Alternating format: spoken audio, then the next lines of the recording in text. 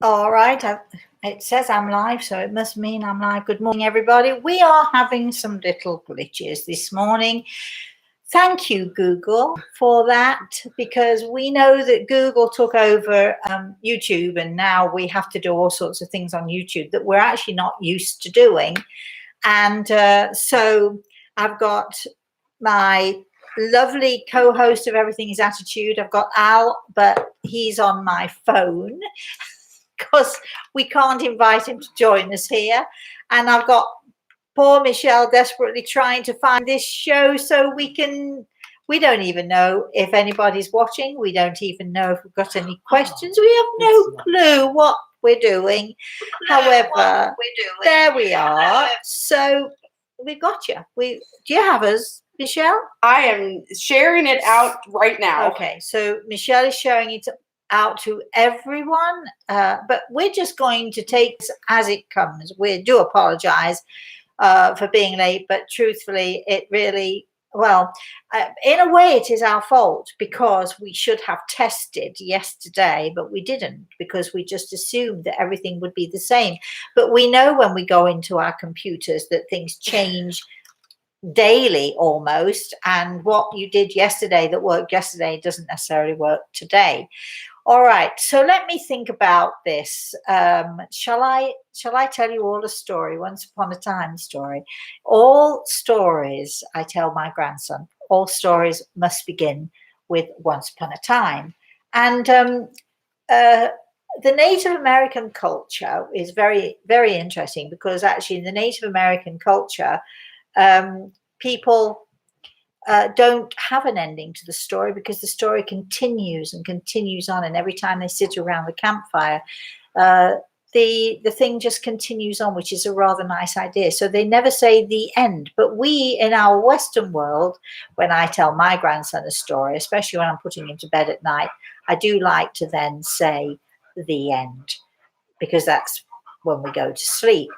So this morning, I've got two young ladies on the sofa with me. If one of them can just put the phone down and stop playing whatever game it is they're playing. So why don't you snuggle up, because I'm not sure if we'll be able to get you both on camera, but we're going to have a go. So do you want to say hello? Hi. And do you want to tell us who you are? What your name? I'm Gwen. And I'm Addie. Snug in a bit. Come on, get close. I don't care how hot you get. Snuggle up, really snuggle up. So this is Gwendolyn? Yes. Gwendolyn, and this is Addison. Gwen and Addie, in other words. And Gwen and Addie happen to be Michelle's daughters. And we thought it would be fun. I don't know quite why, but we thought it would be fun if they joined us on the show. So because poor Michelle is not yet in, and we can't see any questions, we can't see anybody there yet, I'm going to go to Addison, and I'm going to go to Gwendolyn. I'm going to ask them if they have any questions, either questions about me and the work that I do. I don't even know if you know what I do. Or if you have any questions about ghosts and ghouls and things that go bump in the night, or anything at all that you can think of in that arena. Do you have a question? Addie, let's go with you. Okay. When did you first get into all this stuff? When I was very little. And a lot of people who are watching know the story, but there are some who don't. When I was very, very tiny, from the time I can remember as a little girl, I used to hear, this is where you think I'm crazy now, I used to hear voices whispering, and I would see faces looming out in the dark, and I would dive under the covers. And even when I was under the covers, I could still see the faces, I can still hear the whisperings, and I would cry and get upset, and my mother, who was such a gentle, kind soul, would come and give me a good slap across the head and tell me to be quiet and go to sleep. And you know, children learn very quickly who they can go to tell things to, don't they? Yeah. And who they don't go to. And I could never go to my parents to tell them what was happening. But then when my mother started seeing things going on with me. She would threaten me that if I wasn't careful, I would end up like my grandma Eliza. My grandmother Eliza used to hear voices, and everyone thought that Grandma Eliza was crazy. And so they put her in a mental hospital, and I think she went willingly because she was terrified of the voices. And in those days, years ago, they used to give people electric shocks. Yeah, and it wasn't very nice. And until they started thinking and acting normally, right? And then once they behaved normally, my grandmother, I know, went every time she came out, she was fine for a while. Then the voices would come back, and then she'd have to go back in again and have more treatment. Horrible life, right? Terrible life. And when I started hearing voices, my mother would threaten me, if you're not careful, if you don't stop it, you'll end up like your grandmother in the towers. And the towers became this huge thing in my mind. Remember, I was from the age of 3. I was terrified into thinking I was going to go to the towers. I didn't even know what the towers was, but I know it wasn't a good place to go to. So, and what I'll do, I think, Addison, my little Addie, we're going to do singing lessons later. What I'll do is I'm going to give you both my first book. I'll give you a book each, and you can read the story of how I first began. So, Gwendolyn, does she have a pretty smile? Do you have a question? Do you want to think about it and come back? We'll come back to you. I know that here is Michelle. So let's say, first of all, good morning to my spirit guide, Gregel, who is, of course, always by my right side, squished between us. And we're going to say good morning to Addison. Say good morning. Good morning. To Gwendolyn. Good morning. And we're going to say good morning to Michelle, their mummy. Hi, Mommy. Good morning, everybody. All right. Are we in? We are in. Do we have any questions? Do we have anybody We actually at have all? 10 people on. Woohoo! So this was kind of a little bit of a debacle this morning, but we've got it. We are sorry. We're going to. So let's go in with our first question, shall we? And you, Gwendolyn, while we're talking to other people, why don't you think of a question? If you can't, no pressure. Don't worry about it. If you can't think of a question, it doesn't matter. All right? Okay. Okay. All right. So Our first question for the day is from Naomi. good morning, Naomi. It says, hi, Rosemary. Sending you love. Oh, thank you. I was wondering if Gray Eagle has any insight on my dad's soul. That's such a vague question. So we're not going to take that. If you could sort of be a bit more specific, that would be great. But we're going to leave it for the moment. Let's have a next question. Okay. We've only got 10 people watching. You guys had better be coming up with questions for me. I'm sure people will be coming in. I've already Good. shared it out. Great. So Glenn. Leave the puppy alone, Gwendolyn. She just keeps his. Yes. Glenn has a question. Glenn. Good morning, Glenn. It says, Rosemary, could you tell me why ghosts haunt places and why they don't cross over? Well, there are lots of theories. First of all, let me tell you that I don't believe in ghosts. I believe in people who have passed, who are trying to get us to notice them for one reason or another.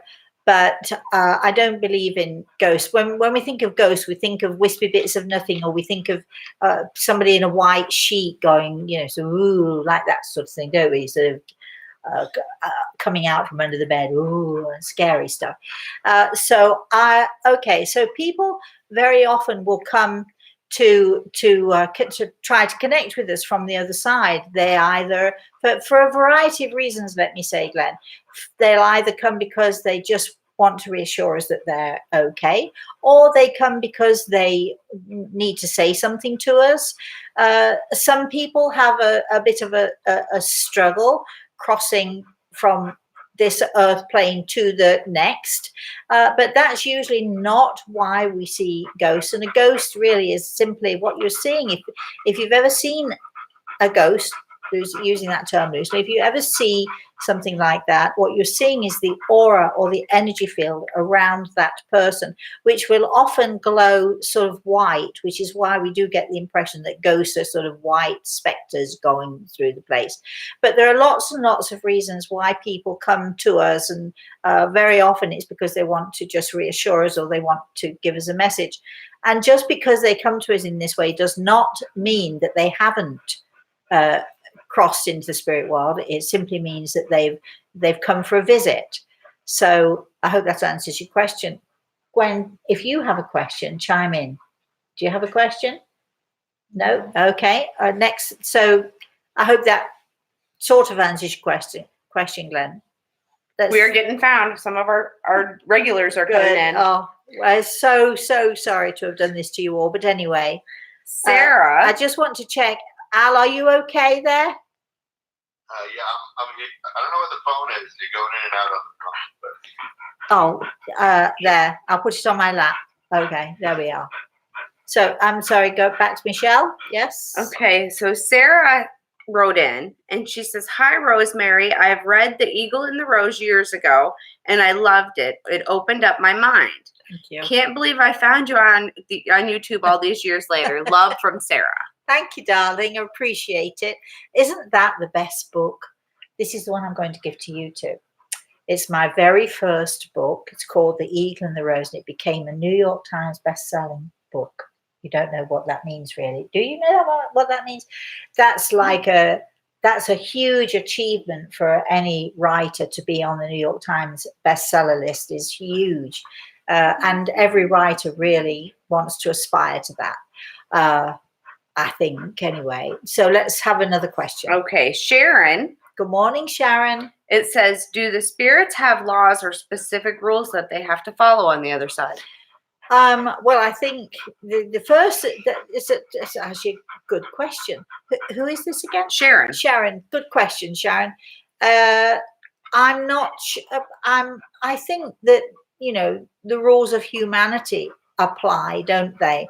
Respect, caring.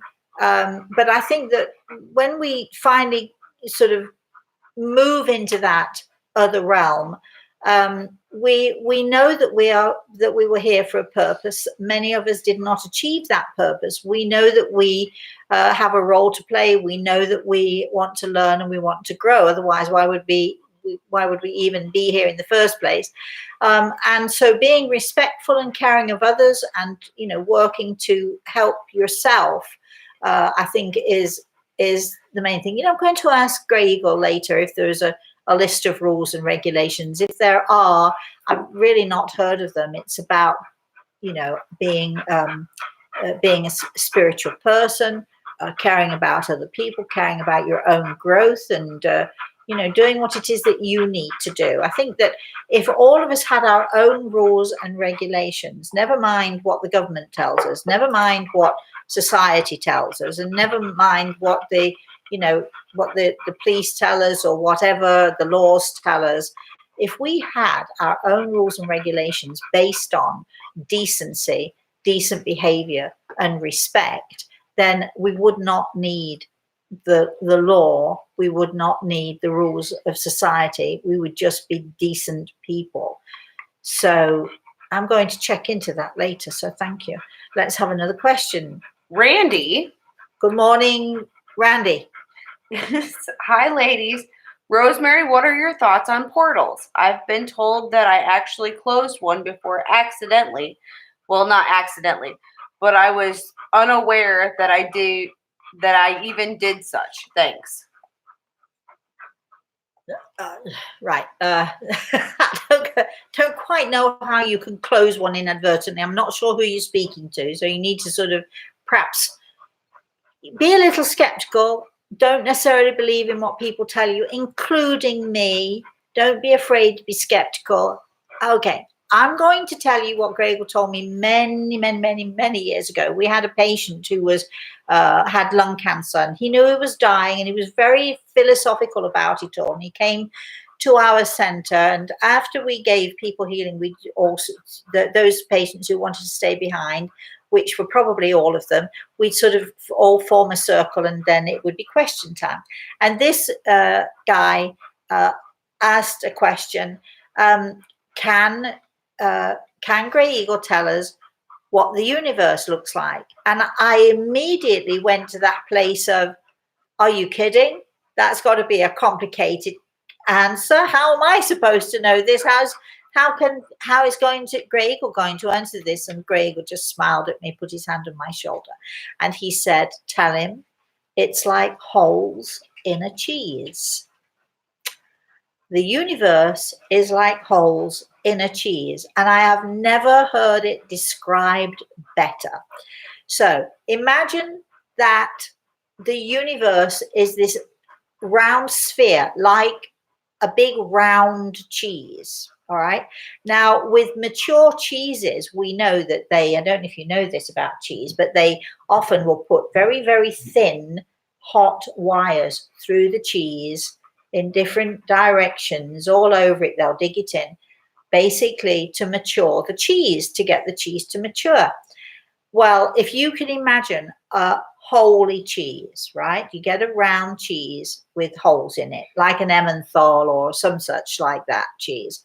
You cut it in half and you can see, and it's like almost like tunnels through the cheese.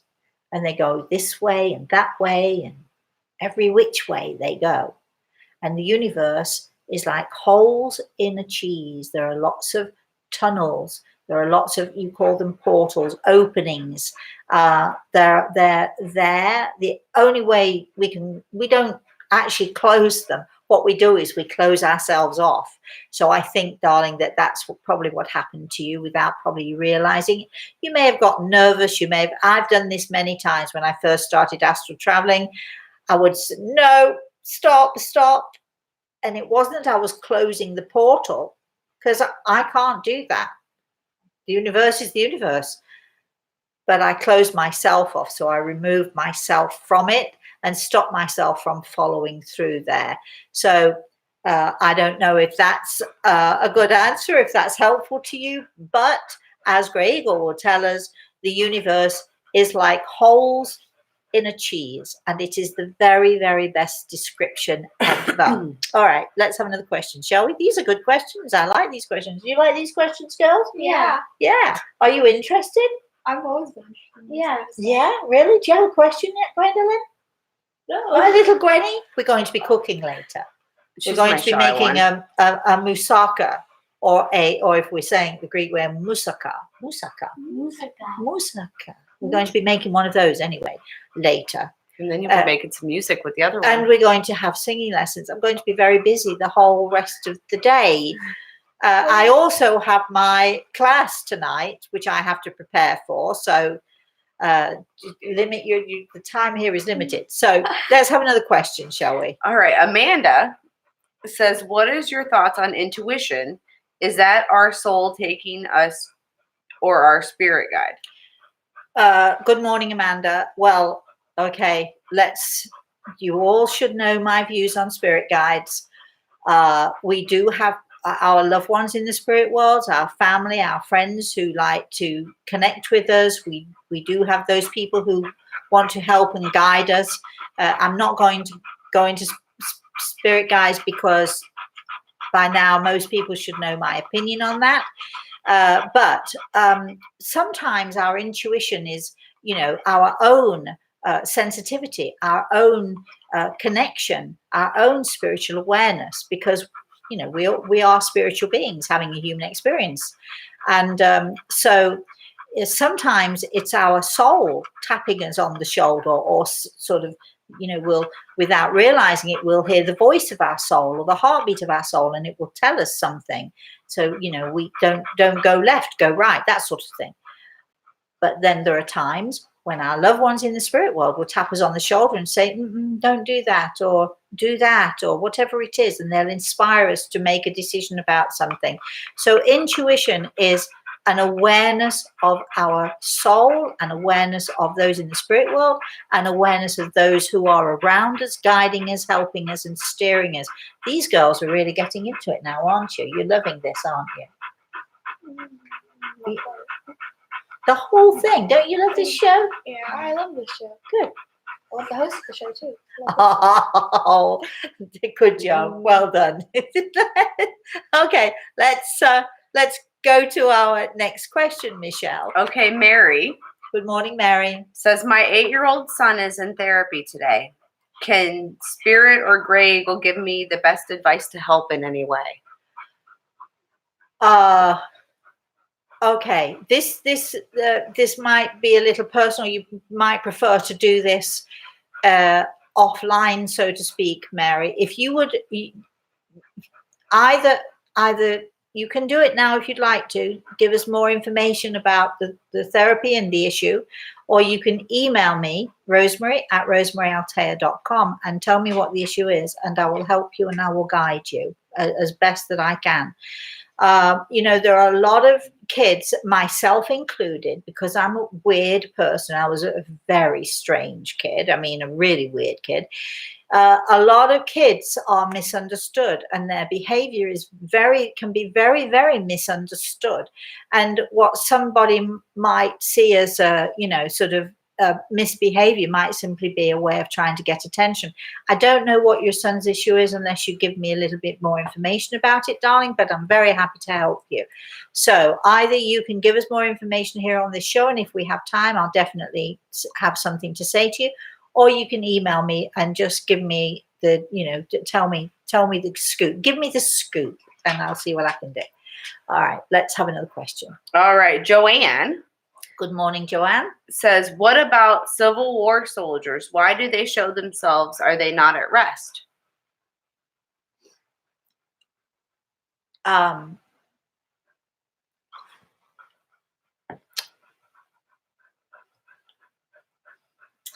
You've flummoxed me.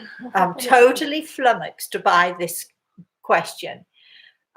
Because I have actually seen and spoken to people, men mostly, who were in the Civil War. I've seen that recurring, but this is okay. Let's be a bit clear here. Sometimes we can have a vision. Those of us who are able to see or to connect, we can have a vision of what happened in the past. Sometimes some of us can see, for instance, troops in war. It doesn't mean we're seeing the person, we're seeing the event. So if that's the case, we're just simply seeing something that happened in the past. We're able to connect with, in some weird way, with what happened in the past, but not necessarily with the people. So we're seeing the events. I can remember going on a ship once and seeing, it was a battleship, and seeing the events, not necessarily the sailors. Then at some point, as I was going around the ship and seeing the events and being able to describe the things that happened on this ship, I actually did manage to talk to a couple of the sailors who were on there and who had been killed. They just simply came to say hi. It's not that they're not at rest, but be careful, because there's a difference between seeing an event or seeing something that happened and connecting with a person. When we're seeing something that happened, we're simply going back in time, and we're able to sort of, in some way, and it's not just a question of imagination or envisioning, we're able to go back in time and to actually see the event as it's taking place. And it can be quite real and quite disturbing, but that's very, very different than connecting with individuals. So I don't think that it's that when you see this like this, I don't think that it's a question of you seeing people who are not at rest. She said she was there 3 weeks ago and the energy in Virginia overwhelmed her. Yeah, well, that's about you. And that's about your sensitivity, and you're obviously very sensitive to these things, but that doesn't mean that you are connecting with a person or people. It simply means that your energy is absorbing. It's a little bit like doing psychometry. You hold an object and you can feel the energy, and the energy can tell you a lot about the person who the object belongs to. But when you go into places, some people can be sensitive even to the walls of the place. Everything is about energy. So what you're doing is you're tapping into and connecting with the energy, but that does not mean that you're connecting with the people necessarily. And it certainly doesn't mean that what you're seeing is unrest. It simply is that you're connecting with feeling, sensing, and being aware of the events that happened. Hope that's helpful. Now, I'm going to skip down here for just a second because Sharon's question is directly related to this one. It says, I've been to Gettysburg and there are many sightings of soldiers there. Are you saying that we're seeing more of the visions of the past and not just their spirits? Yes, you are. And it's very real. I'm not saying it's just visions. It's real. What you're seeing is real. What you're seeing is events. It's very much like you can go back to a place. In my books, I talk about, and I think we mentioned this the other week on the show, when I connect with people, I'm able to go down and back, and I call it going down and back and through the hole. In other words, I'm going down and back and to a past time. Sometimes that past time can be yesterday, and sometimes it can be years or even decades, or decades and decades ago. And you're able to see and to sort of to be part of something that has played out already. And so let's say it's an accident. You can go back and you can stand. It's almost like standing on the sideline and you're watching the accident happening as if it's happening in that moment, but it is something that happened perhaps a year or two or decades or whatever it is ago. And so you're seeing the events, but you are not necessarily connecting to the people. So it tells you how very sensitive and very aware you are, and how much your energy is in tune. So you perhaps want to think about developing that. We're working on that sort of thing in my classes right now. Let's have another question. Michelle. Okay, well, Naomi came with a follow-up to her question earlier about her dad's soul. Oh, okay. It says, sorry, Rosemary, it's hard to explain my father. He is still here on earth, but he has multiple undiagnosed mental and physical illnesses. I find myself wishing for his passing for his own sake. He's miserable and his soul seems to be barely there. I hope once he crosses over, own relationships can grow. I just wanted Grey Eagle's view. Well, I'm so sorry that you're having to deal with this. And I do understand why you feel perhaps that he might be better off if he died. But remember, this is a learning process. And so whatever it is that he's going through is physical and emotional. But it's a learning process, and he has a choice to learn and to grow or not. And as much as you might wish for peace for him, he's going through his lessons, and I also believe that he chose these lessons. So try not to be too upset by this. And what I'm suggesting is that when you say your prayers, to ask for help and guidance for him, as opposed to can you take him now, because that's not our choice, and it's not for us to do that. But it's a learning process that he's going through. So every time you try to take somebody's learning process away, and we do because we don't want our loved ones to suffer, but every time you try to take that away, what you're trying to do is you're trying to take away their learning process. Do you girls have any other questions? No? No questions? Gwendolyn? You know what's going to happen, don't you? As soon as this show is over, you're going to start thinking about lots and lots of questions you're going to ask me. But let's go to the next one, shall we? Al, are you still there? I am, yeah. do you want to make a comment, especially about the universe and the holes in the like holes in a cheese? Do you want to make any comments about that? No, I love that analogy. I think it's a wonderful analogy. I think those girls do have some questions in those heads, though. I think they will ask after, though. Oh yeah, I bet they have a Constant trillion questions. Okay, Constant questions. all right. So Michelle, let's have our next question. Okay. Glenn says, thank you for answering my ghost question earlier. Just to follow on from that, why are poltergeists sometimes so destructive? Is it just a case of wanting to be noticed? I have a great story. I'm not sure which book it's in. I think it's in The Eagle and the Rose, about a guy who's a twin, and these two twins were born. He died. The boy died. It was a boy and a girl. The boy died when he was 4 days old, and the girl survived. And at the age of 50 something, she came to see me. The first thing she said to me was, "I just want you to know, I don't believe in anything you say. I don't believe in any of this. I just came to make up the numbers." And I laughed and I said to her, "Really, you don't have to do this, and you don't have to make up the numbers for me. We don't have to, no, now I'm here, now I'm here." Well, she had the shock of her life because she had two teenage daughters, and actually they were older. Her daughters were a bit older, but when they were teenage, they lived in a house where they all knew that they had a poltergeist, and the poltergeist would move the towels about in the bathroom. They'd throw this poltergeist they'd come in the morning, and the towels would be in the bath or on the floor. There'd be just towels everywhere scattered about. And at night time, they'd go to bed and make sure the towels were neat and tidy, and the next morning they'd wake up and the towels would be all over the place. And this poltergeist used to do other tricks as well. It's called "I'm trying to get your attention" is what it's called.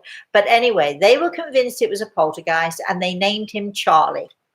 And so when this woman came to me, the one who didn't believe in anything I did, and we finally got her brother, who had grown with her and was now a man. I didn't see him as a 4-day-old baby by any means. He was a man her age, and he told her all about herself, all about her life, all about her girls. He gave their names. He gave so much evidence that he was her twin and was remaining her twin and had been by her side all of these years.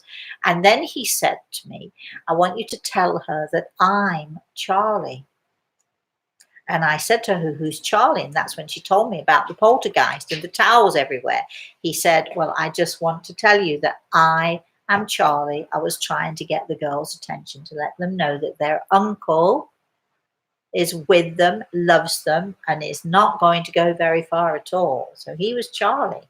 Wasn't really Charlie. That wasn't his actual name, but he said, "I'm Charlie. I'm the poltergeist." And he was just their uncle trying to get them to notice him. And they were teenagers. And you know, when you're teenage, I'll tell you girls this, when you're teenage, your energy is such that you're much more aware and much more prone to hearing and sensing and feeling these things around you. Okay. All right, let's have a next question. Come in a little bit, Gwen, because you're out of camera there. There we are. I want to see that pretty face. All right. Next question. Albertine asks, "Good morning, Albertine." You found us, Albertine. Okay. most of our normal people that we Good. see are on. I'm great. Normal. They're all normal. Well, Are you all normal? most of the regular people that we see are on. Our regulars. Yeah. Okay. She wants to know, what do you know about telepathy? Telepathy. You can say telepathy because it's stop laughing at your buzzer. They laugh at me all the time. I was laughing at it. And stop correcting her. It's rude. Telepathy or telepathy, doesn't matter actually which you say. Well, you know, it's a type of telepathy when we're connecting with the spirit world, because it's literally we're talking mind to mind. There are people, and I've actually seen it done, there are people who can somehow read minds. I've seen it done with card tricks and card games, and it's amazing. It can be done. If we take that understanding that that's possible, if we take it to the next level, when we connect with the spirit world, what we're doing is we're sort of connecting, we're joining like this, we're joining mind to mind, and it is a type of telepathic communication between me as the medium, for instance, and the person in this world who wants to communicate. So it is a type of telepathy. Telepathic communication is actually a fact and has been proven that it's the case. So taking it to the next step, can people really talk to dead people who really aren't dead at all? Yes, they can, in that weird sort of telepathic way. Next question. Okay, Jerry. Good morning, Jerry. Says, good morning, Rosemary. Struggling since the death of my mom, dad, and my one brother. Oh. These are the three people who were my entire base of security. Yeah. Is there anything they wish from me or advice? Am I on the right track? Do the living think of me? Not quite sure about the last part of that, but all right. So I'm asking Gregor, he does have his hand on my shoulder. So here is what he has to say to you. I think that absolutely they believe in you. Absolutely they think you're on the right track. And absolutely, no, sorry, not quite on the right track. We'll get to that in a minute. But absolutely thinking of you and are there with you and there for you. I'm not sure. Let's have a look and see why you're not quite on the right track. You're not quite on the right track because you need to be doing things for you that make you smile. I think, according to what Gregor is telling me, you're paying too much attention to pleasing other people and not enough attention on pleasing you. So you need to work on that. It's not about being of service to others as much as about being selfish with your own self. I teach my healers all the time, my students, be selfish with yourself, because if you're selfish with yourself, that means that you're going to nurture yourself, you're going to nurture your growth, you're going to nurture all of those wonderful things, and you're then going to be a lot of good for other people. But if you don't nurture yourself, sooner or later you're going to, get sick or something. So nurture yourself, be a little bit selfish with yourself so that you can then help other people. Now, I'm a little bit concerned with time because my Michelle. No, we're okay. That you're okay? We're okay. Okay, because they have to. What do you have to do? Orientation for school. Orientation for But school. It's meet the teacher. Meet the teacher. Yes, but Addison is Ooh. going to have to leave us because she's got to go change into her real pants.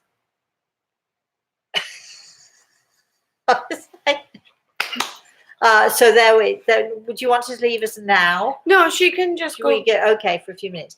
Let's keep coming with those questions then, shall we? Orientation, meeting the teachers and all of that. That sounds so scary. Are you scared about it or no? I was talking to my grandson the other day, and he has just come out of kindergarten and he's now in first grade. So he said to me, I'm going to New York in a couple of weeks. So he said to me, Mosey, he said, when are you leaving? He said, I go for my first day of first grade on the 5th of September. Can you stay until then? Well, I wasn't planning to, but hey, he's my 6-year-old. So I said, of course I can, darling. He said, it's my first day and I'd like you to come with me. I said, okay, darling, of course I will.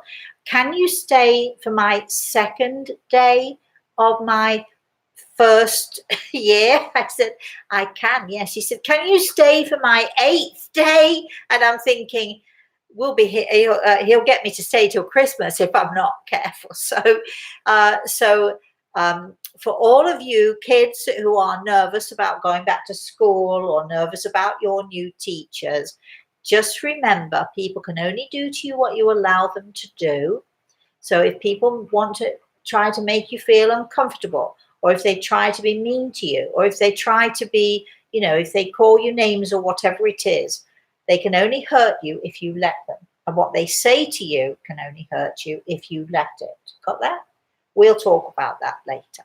All right, let's have another question. We have an update from Vicky. An update. Good morning, Vicky. I didn't realize that Vicky had called us today. She hadn't. This is from previous. All right, then.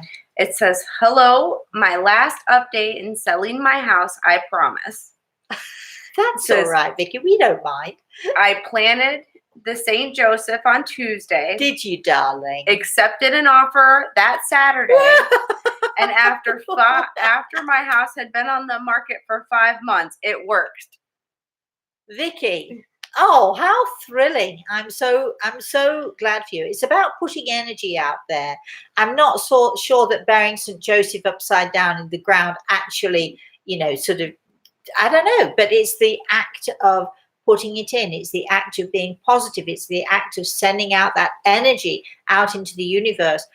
Vicky, I'm thrilled for you. Wow. So anybody else out there who can't sell their house, now you know what to do. And you get a little figurine of St. Joseph, I think it's St. Joseph, and you dig a hole in the garden, you bury him upside down, and you say, St. Joseph, can you help me to sell my house? And I did it for me. Vicky's done it for her. I know lots of other people who have done it. I mean, try it. I'm thrilled for you, Vicky. Thrilled. And we do want an update because we want to know all about where you're going to move to next and how nice it is and all that stuff. So Florida's nice all year round. Florida's nice. Oh, we love Florida. Don't we love Florida? We love Florida.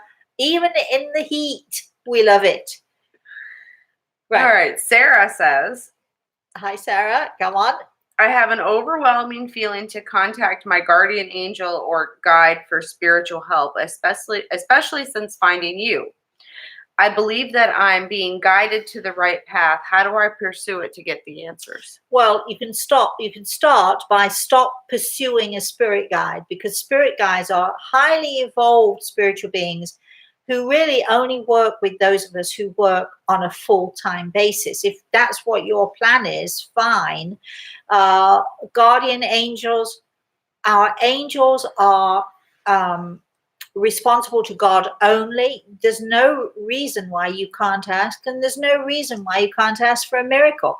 As a friend of mine once said, doesn't hurt to ask, doesn't mean you're always going to get one, but doesn't hurt to ask. But look to your family, look to those in the spirit world who you love, who you know care about you, because they're the ones who are going to help you and to steer you and to guide you. Going off down that track of spirit guides, you could get yourself into real trouble and really fool yourself into the process. Anybody who says that they are an expert or appears to be an expert in this field, who tells you your spirit guide is this, this, and that, and the other, please be skeptical. Please don't listen, because it isn't so. Let's have our next question. I wish you joy in finding your path, darling. Let's go to the next one. Lori says, morning, Lori, that it's cutting in and out, skipping and repeating. Oh. Asking if there's issues with the weather or solar flares the past few days. She said she's going to watch the replay and for us to have a good time. Thank you, Lori. It's not skipping on your end, is it? And it's not skipping on my end, although we have been experiencing major thunderstorms. Yesterday, I was laid on my sofa with the big pillow on the back of the sofa over the top of Kachuro, with my arm on top of it, making him a little cage that he could feel comfortable in. I also had the Alexa singing, blasting out at the top of its voice, and I was singing along with it in order to stop my puppy from trembling like crazy. It did work, actually, and I did have a lot of fun singing away. But anyway, let's have our next question. Okay. Joanne says, thank you. I am sensitive. I can feel things. I've held objects in my hand and seen pictures of things. Right. That's called psychometry, picking up on the energy and using the energy. So that's nice. And then we have Flora. Morning, Flora. It says, my dad is a mean spirit person. He's on a very self-destructive path. His treatment towards me is horrible, and he just wants to die. All right, people can only do to you what you allow them to do. If he's mean to you, it's because you're standing there and you're taking it or you're tolerating it. You maybe think that there isn't an option, but there is. There's always an option to allowing people to abuse you. So if you would like to send your name into us, I'm going to put you on our healing list and send you some healing, darling. I know it's difficult, especially, you know, the responsibility of taking care of other people and the guilt if you don't do it and all of that. And I know we all of us get ourselves into a pickle one way or another, but please don't allow other people to abuse you, because if you stand there and take it, they'll continue to do it. If you remove yourself, even if it's only from the room, if you can't remove yourself from the house, but you remove yourself from the room and you go read a book or you do something fun for yourself, that way you'll be able to cope much better. People can only do to you what you allow them to do, so stop it. You can't save him. There is nothing you can do for him, but try and focus on you and what you can do for you to make your life more bearable, my love. Let's have a next question, Michelle. Albertine. I'm concerned about the time here for you because I know they have this. We are anyway. okay. Okay, all right then. Albertine wants to know if the girls sing songs with you. Not yet, but they're going to, aren't you? Even Gwen. Now, Addison, you want to learn, don't you? You want to learn. She wants to learn how to breathe. So I've said I'll show her how to breathe. And we're wobbling on this sofa. How to breathe. So yes, and we are going to sing. Did you hear me singing this morning, Gwendolyn? Did you hear me singing, Addison? Yeah. I was blasting out. What did you think? It was good. Was it good? Well, thank you. Woo-hoo, good. All right then. So we are yes, about done with questions. We only have a couple more. We are going to be singing together at some point. We might even be singing when we're making our moussaka. Let's have a next question then. That kind of Joe? sounds like music. Musica. It does, right? You're right, it does. Do you have a question before because we're winding down. Do you have a question you'd like to ask? Not that I can think of. Okay, that's all right. We can always do this another time, as well. Right. Joanne says, Rosemary, may I ask if my two mothers are around me, and is one more around me than the other? I'm checking with Gregel on this one, and the answer is yes, they are, and yes, they are. One sometimes more around, and then sometimes the other one's more around. Just remember, they do have lives of their own, and they have things to do. So they're not going to be there 24/7. I know that we all want to think that our loved ones are going to be there for us, taking every breath with us that we have. And that's not the case, because they do have things to do. But yes, of course. Let's have a next question.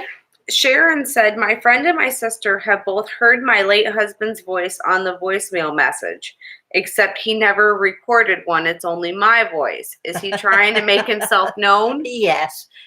So, yeah, of course, I mean, how else can those in the spirit world make themselves known? It's a little bit like the poltergeist syndrome. It's that it's just trying to catch your attention to tell you that he's around. How nice for you. That's lovely. Do we have any more questions? Two real quick ones. Very fast. It says, Rosemary, I'd love to be able to see or hear a spirit. I try hard to communicate with the other side, but no success. If we all have a spirit guide, well, I won't mind. Help me. Could you ask Grey Eagle? You don't all have spirit guides. Again, how many times have I had to say this today? Who is this person? Glenn. But it's a great question.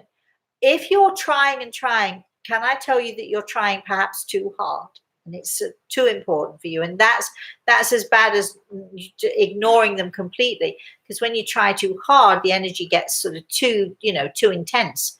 So it's not that they're not there, Glenn. It's that you can't hear them. So you've got to find a way to learn to hear them. Meditation is one good way, but just relaxing and sitting back and letting it happen is try not to try too hard. Next question. Okay, this is the final, this is going to be our last. Randy said, do you have any thoughts on fasting? Whenever I fast for 3 days, I feel very connected. My first experience, I ended up at a secondhand shop and immediately was drawn to your soul signs book. Yes. I didn't even try to look for anything special. I just somehow knew to grab your book. Well, I'm not sure that was because you fasted. It's probably because you're sensitive and you're paying attention to your intuition and so on. I can remember years ago seeing a medium on TV who said that all mediums need to fast for at least 3 or 4 days before they connect with the spirit world. And I thought I would be dead. I would be starved of hunger because I don't need to fast. But I know some people feel better for it, and it's your preference. But fast or not, don't overdo it, please.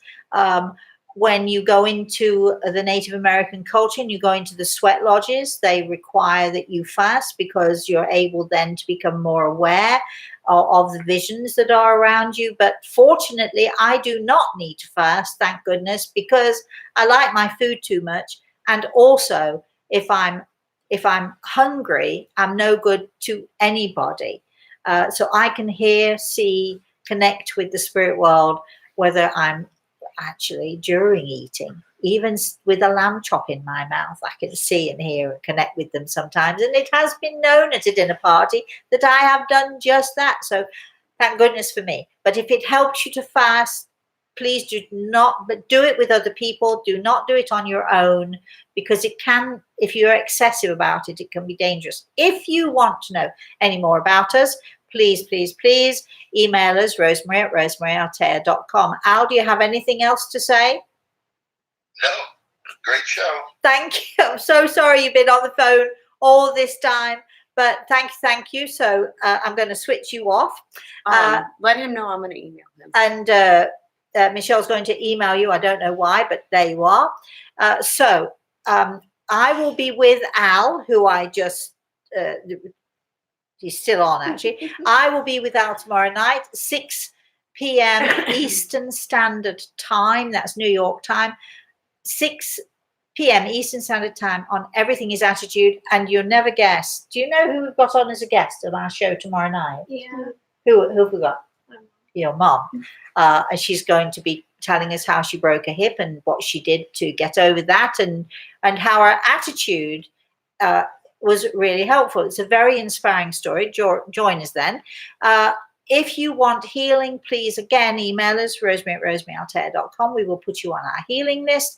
If you need to know more about my new book, which is A Walk in the Clouds, we'll tell you where to get it. My cookbook, we'll tell you where to get it. If you need to know any more about us at all, email me, rosemary@rosemaryaltea.com. We'll do our very best. You can see me on Instagram, on Twitter, on Facebook, and on all of those other things that we do these days. I've had a lot of fun today. I'd like to say thank you very much to Gwendolyn for joining us. Say thank you. Jim, say thank you to me. I'd like to say thank you to Alison for joining us. And thank you, Al. And thank you, Michelle. Once again, a great show. We couldn't have done it without you guys. And until I see you again, you all know what I'm going to say. Please, please, please have a very, very, very blessed day. And, of course, we're coming up to the weekend. Please have fun this weekend. Do something fun. Do something for yourselves. Do something that, even if it's just sitting and doing nothing, do something that feeds your soul. Now, here's my deal. I've got this little red arrow, and I don't know where to put it anymore. I'm going to do that. That didn't work. To get off the show. Can you? How do we get off? Where? Oh, right there. You That see one? it? No, right above it. See it? That one? Yep. I can't see a thing. Bye, everyone.